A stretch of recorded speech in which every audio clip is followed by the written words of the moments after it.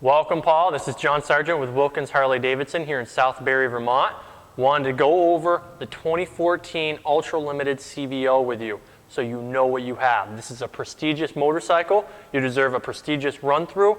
A few things, I'll break this up into a few videos for you, but I wanted to start off with an overview on the motorcycle itself and some specs. So starting off with tire pressure, 40 and 40 PSI. It's very critical that tire pressure maintains where it should be at all times. It's going to help extend tire longevity, keep a balanced handling, and also it's wise to just maintain your tire pressure at 40 and 40 PSI to help with even tire wear. So 40 and 40 PSI in your tires. On your front end here, you're going to have your ABS reflex link braking system. Now the way this works is you're going to have ABS brakes, which is going to activate above 3 miles an hour. So your ABS light on your dash will blink until you reach 3 miles an hour and up. Above that point, ABS is active. Now the reflex linking portion of this is speed sensitive as well. There's going to be an electronic threshold between 20 and 25 miles an hour where your brakes will become electronically linked. When you're above that, if you apply your rear brake, it'll apply your left front caliper brake pressure. And vice versa, if you apply front brake alone, it'll apply rear brake. Now, while we always suggest you use brakes in conjunction with each other, it is a very helpful and very technical aspect of the braking system on this that I find on my personal bike is fantastic. I really do enjoy it, and I think it's a great feature on these. So that's your reflex link braking system. You have your thicker front forks. These are 49 millimeter forks, and they have a little stiffer spring in them from the factory. That's going to help prevent heavy dive under hard braking, and it also improves the handling aspect on the motorcycle. You have LED lights across the front in terms of your spot lamps and your headlights. These are chrome LED day makers, and you're going to have your bullet style turn signals with smoked lenses on here as well. Now moving our way back, we have our lower fairings, and inside these fairings house our radiators, which are for our twin-cooled 110 cubic inch motor. Now the way that works is you basically have these radiators in here with two catheters that run up your inner frame rails, and they go into your head, do a loop around your exhaust port, and back out. And what that's going to allow to do is maintain performance on a hot day. Not necessarily going to make a huge difference on the temperature of the motorcycle to you as a rider. You still got a lot of muscle between your legs here with this bike, so it's going to put off heat, but it will help dramatically on a nice, hot summer day, maintaining a balanced performance aspect on that motorcycle. Okay, so that's our twin cooling system. Now with a 110 cubic inch motor, it's always good to give it a few moments to warm up before you take off for your first ride. You're probably already used to that with your Harley-Davidson, but it is something to keep in mind. We want to get those gaskets and those fluids worked around and up to temperature before we take off.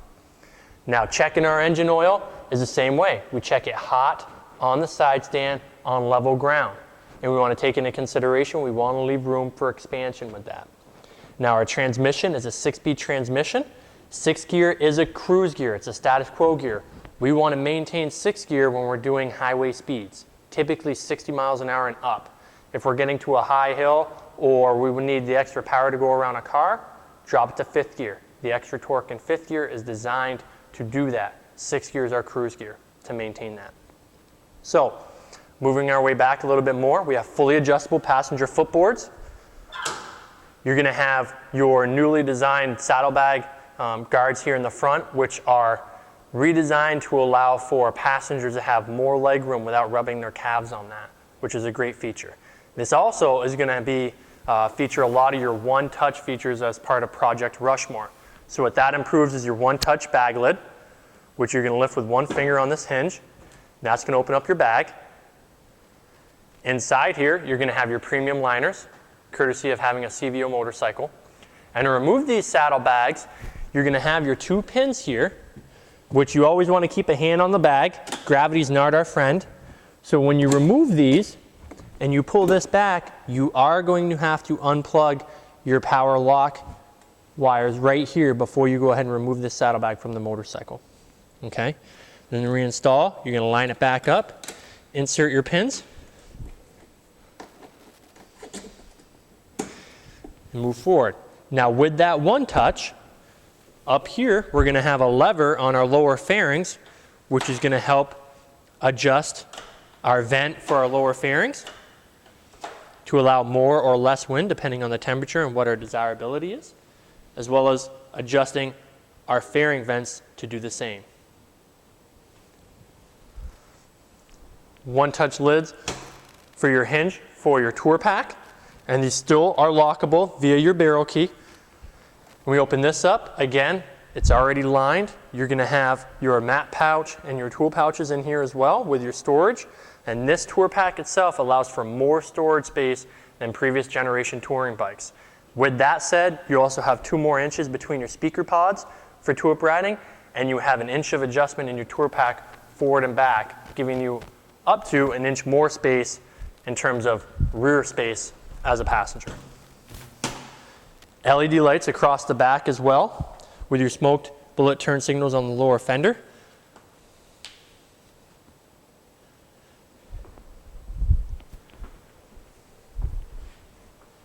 And moving to the other side, again, our saddlebag operates in the same way.